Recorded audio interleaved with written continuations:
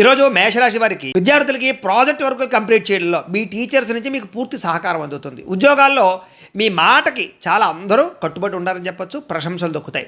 ఉద్యోగాల్లో స్థిరత్వం కూడా వస్తుంది. వ్యాపారస్తులకి ఇప్పటిదాకా చేసిన తప్పులు సరిదిద్దుకుంటారు. బాధ్యతగా వ్యాపారం చేస్తారు. స్త్రీలు మీలో దాగి ఉన్నటువంటి కళాత్మక నైపుణ్యం బయటకు వస్తుంది. కొత్త విద్యలు నేర్చుకోగలుగుతారు.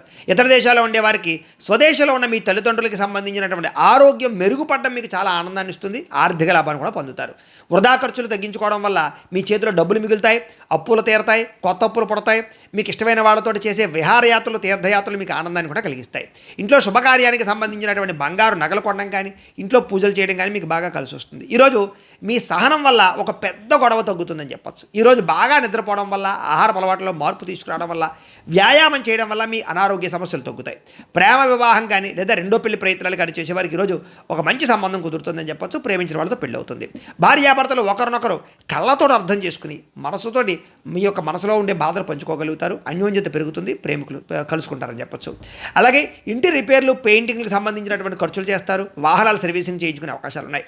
పనిలో అతిగా శ్రమ పడకండి. స్ట్రెస్ తగ్గించుకోండి. ఆరోగ్యానికి విశ్రాంతి ఇవ్వండి. తత్వ జాగ్రత్తలు తీసుకోండి. మీకు కనుక లక్ష్మీనారాయణుడు అంటే కనుక ఇష్టమైతే కనుక ఒకసారి ఇక్కడ లైక్ చేయండి. ఆయన ఆశీస్సులు మీకు ఉంటాయి. అలాగే రేపటి రాశి ఫలం మీకు కావాలంటే ఒకసారి సబ్స్క్రైబ్ చేయండి, ఫాలో అవ్వండి. ఇక్కడ కనపడుతున్నటువంటి లింక్ మీద మీరు క్లిక్ చేసినట్లయితే మీకు ఈరోజు ఇంట్లో లక్ష్మీనారాయణ స్వామివారికి పూజ ఎలా చేసుకోవాలో వీడియో వస్తుంది. ఆ వీడియోని ఎదురుకుండా పెట్టుకుని మీ ఇంట్లో ఈరోజు లక్ష్మీనారాయణ స్వామివారికి పూజ చేసుకుంటే మీకు ఈరోజు శుభప్రదంగా ఉంటుందని తెలియజేస్తూ లైక్ చేయడం మాత్రం మర్చిపోకండి. స్వస్తి.